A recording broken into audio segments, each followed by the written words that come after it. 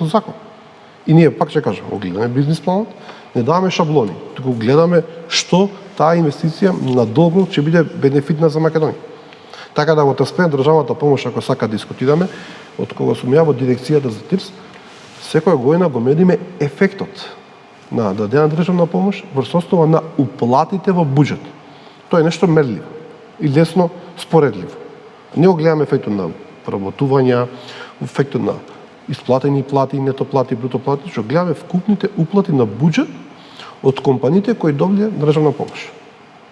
И тука можам да кажам дека ефектот е доста позитивен за буџетот и за државата. Расте? Расте.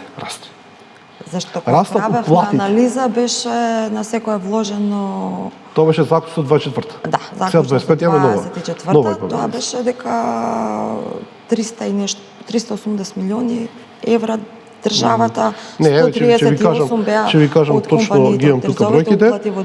24-та уплати во буџет повеќе од 5,7 милиарди денари.